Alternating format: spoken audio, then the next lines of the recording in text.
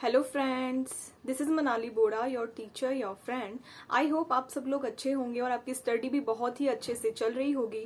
तो फ्रेंड्स, हम स्टैंडर्ड और ऑडिटिंग रीड कर रहे थे और आपके एग्जाम बहुत ही पास है। तो फ्रेंड्स, मैं ये पूरी कोशिश करूंगी कि मैं सारे लेक्चर्स जो भी स्टैंडर्ड्स है सारे वो आपके लिए अपलोड कर पाऊँ। तो आप बस मेरे साथ में बने रहिएगा और अगर आपको अच्छे लगते हैं मेरे लेक्चर्स तो लाइक, शेयर एंड सब्सक्राइब जरूर करें। इससे मुझे बहुत ज़्यादा मोटिवेशन मिलती है। तो फ्रेंड्स, हम ऐसे 200 सीरीज कंप्लीट कर चुके थे। 300 का लास्ट ऐसे हमारा रह गया था एंड 400 सीरीज के भी हमारा शायद एक ऐसे रह गया था। तो हम वो भी कंप्लीट करेंगे 300 एंड 400 वाला। लेकिन आज हम जो है वो 500 सीरीज है वो स्टार्ट करेंगे। मैं इसलिए ये स्टार्ट करी हूँ कि थोड़ा सा इंटरेस्टिंग है। वापस अगर आप यहाँ से स्टार्ट करोगे थोड़ा सा इंटरेस्ट आएगा आपको। तो आज हम जो ऐसे रीड करेंगे वो है ऐसे 500 ऑडिट एविडेंस। तो फ्रेंड्स, ये जो ऐसे है बहुत ही सिंपल सा ऐसे है। अगर आप इसको एक स्टोरी की तरह रीड करोगे समझ के तो आपको इसको याद रखने में बहुत आसानी रहेगी। जैसे कि ऐसे 500 ऑडिट एविडेंस, नाम से ही पता लग रहा है जो ऑडिटर है उसकी ड्यूटी होती है ऑडिट एविडेंस कलेक्ट करना। अब क्यों कलेक्ट करना? ताकि वो रीजनेबल एश्योरेंस प्रोवाइड कर सके, कंक्लूजन ड्रॉन कर सके। अब जो ये ऑडिट एविडेंस है वो कैसे कलेक्ट करेगा? तो उसके लिए उसको ऑडिट प्रोसीजर्स लगानी पड़ेगी। अब ये जो ऑडिट प्रोसीजर्स है वो कितने टाइप की हो सकती है? तो एक हो सकती है रिस्क असेसमेंट प्रोसीजर और दूसरी होती है further audit procedures. Risk assessment procedure के अंदर जो ऑडिटर है वो रिस्क का असेसमेंट करता है। Risk of material miss statement कितनी है वो देखता है, उसके अकॉर्डिंगली अपना जो ऑडिट प्लान करता है। अब यहाँ पे ऐसे 300 सीरीज में भी हमने देखा था कि वो रिस्क असेसमेंट प्रोसीजर लगाता है, उसके लिए वो टेस्ट ऑफ कंट्रोल्स करता है। तो वहां पर क्या होता है फ्रेंड्स, वो सिर्फ ये देखता है कि जो कंट्रोल है वो इम्प्लीमेंट किए गए हैं कि नहीं। यहाँ पर क्या होता है ऐसे 500 में वो कंट्रोल्स की ऑपरेटिंग इफेक्टिवनेस को भी चेक करता है। तो फर्स्ट जो प्रोसीजर्स ऑडिटर लगाता है वो होती है रिस्क असेसमेंट प्रोसीजर्स, मतलब जो भी रिस्क है उसका असेसमेंट करने के लिए वो प्रोसीजर्स लगाता है। सेकेंड आती है फर्दर ऑडिट प्रोसीजर। इसको भी आगे फर्दर 2 पार्ट में डिवाइड किया गया है। एक होती है टेस्ट ऑफ कंट्रोल्स और दूसरी होती है substantive audit procedures. Test of controls का मतलब क्या है? वही कंट्रोल्स को चेक करना, मतलब कंट्रोल है वो ऑपरेटिंग इफेक्टिवनेस है कि नहीं ये देखता है ऑडिटर, ठीक है। दूसरी आती है सब्सटैंटिव ऑडिट प्रोसीजर्स। इसको भी यहाँ पर 2 पार्ट में डिवाइड किया है, test of details and substantive analytical procedures. Test of details का मतलब क्या है? Vouching and verification. In simple word में बोलूं तो वाउचिंग एंड वेरिफिकेशन। अब वाउचिंग एंड वेरिफिकेशन क्या होता है? तो वाउचिंग तो क्या होता है? P&L के आइटम्स को चेक करना और वेरिफिकेशन होता है बैलेंस शीट के आइटम्स को चेक करना। अब चेक करते टाइम ऑडिटर क्या क्या दिखेगा? तो अगर हम बैलेंस शीट की बात करें तो किसी भी असेट को अगर बात करें तो वो एग्जिस्टेंस में है कि नहीं, वैल्यूएशन सही है कि नहीं, मेजरमेंट सही है कि नहीं, डिस्क्लोजर प्रॉपर है कि नहीं, कंप्लीटनेस देखेगा ट्रांजेक्शन्स की। अगर हम P&L की बात करें तो कंप्लीटनेस हो जाएगा। और असेट के अंदर ये भी देखना पड़ेगा कि राइट एंड ऑब्लिगेशंस चेक करने पड़ेंगे, किसके पास में राइट है, कौन उसका जो है सर्टिफिकेट्स किसके पास में। अगर किसी लैंड की बात करें तो इस टाइप से जो भी वाउचिंग वेरिफिकेशन है वो करेगा। अब वाउचिंग एंड वेरिफिकेशन करने के लिए उसको बहुत सी प्रोसीजर्स लगानी पड़ेगी। जैसे कि वो क्या कर सकता है? इंस्पेक्शन कर सकता है डॉक्यूमेंट्स का, ऑब्जर्वेशंस कर सकता है प्रोसेस की, और इंक्वायरी कर सकता है, कंफर्मेशंस ले सकता है external as well as internal.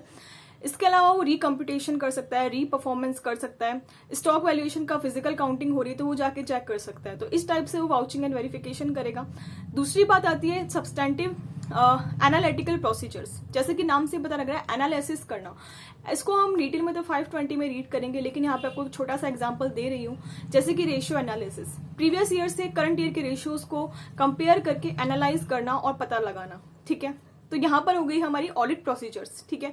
Second part इस ऐसे का आता है sufficient and appropriate audit evidence. एक ऑडिटर को कलेक्ट करने होता है। तो हमारा मतलब क्या है sufficient and appropriate audit evidence से? तो अगर मैं सिंपल वर्ड बात करूं तो सफिशिएंसी का मतलब है क्वांटिटी एंड अप्रोप्रिएटनेस का मतलब है क्वालिटी। क्वांटिटी कैसे डिसाइड करेगा ऑडिटर? तो उसमें 2 फैक्टर यहाँ पे वर्क करते हैं। पहला तो risk of material miss statement और दूसरा आता है quality of evidence. Risk of material miss statement ज्यादा है तो क्वांटिटी भी ज्यादा रखनी पड़ेगी, एविडेंस की कम है तो कम से भी काम चल जाएगा, ठीक है। और अगर क्वालिटी ऑफ एविडेंस अच्छी क्वालिटी के एविडेंस है, मतलब हमें मोर ऑथेंटिकेट एविडेंस मिल रहे हैं, तो उस केस में कम भी है तो वो चलेगा। लेकिन अगर क्वालिटी अच्छी नहीं है, रिलायबल नहीं है, तो उस केस के अंदर एविडेंस ज्यादा कलेक्ट करने पड़ेंगे, ठीक है। अगर हम अप्रोप्रिएटनेस की बात करें तो यहाँ पर 2 फैक्टर काम करते हैं, रिलायबिलिटी एंड रेलेवेंस। पहली बात तो जो एविडेंस है वो रेलेवेंट होनी चाहिए। मतलब ऐसा नहीं है कि आप किसी की प्रॉपर्टी की ओनरशिप को चेक कर रहे हो तो उसके लिए अगर आप एविडेंस वैल्यूएशन वाला यूज कर रहे हो तो ये गलत हो जाएगा, क्योंकि यहाँ पर कोई भी रेलेवेंट नहीं है। अगर उसके देखना है कि उसका राइट किसके पास है, तो डॉक्यूमेंट्स चेक करने पड़ेंगे कि उसका राइट किसके पास में, एक्चुअल उसका होल्डर कौन है।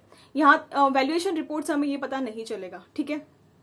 अगर हम रेलेवेंस की बात करें तो वो रेलेवेंट होनी चाहिए, ठीक है। एंड रिलायबल की बात करें तो रिलायबल होनी चाहिए। रिलायबिलिटी दो बातों पे डिपेंड करती है, नेचर एंड सोर्स। नेचर का मतलब क्या है कि अगर जो एविडेंस है वो ओरल है, रिटन है कि विजुअल है। अगर विजुअल ऑडिट एविडेंस होंगे तो हम खुद जाके देख रहे हैं, उससे अच्छा एविडेंस तो कुछ हो ही नहीं सकता।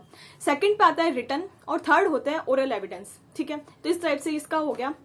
और अगर हम बात करें सोर्स की, तो अगर डायरेक्ट एविडेंस मिल रहा है तो इनडायरेक्ट एविडेंस ज्यादा रिलायबल होगा, एक्सटर्नल होगा वो इंटरनल ज्यादा रिलायबल होगा, और अगर फोटोकॉपीड है और ओरिजिनल है तो ओरिजिनल ज्यादा रिलायबल होगा। तो इस टाइप से हमें क्या है कि रेलेवेंस और रिलायबिलिटी को डिसाइड करना होता है, ठीक है फ्रेंड्स। आई थिंक मैंने सारे पॉइंट्स यहाँ पे कवर कर लिए हैं, ठीक है, ठीक है।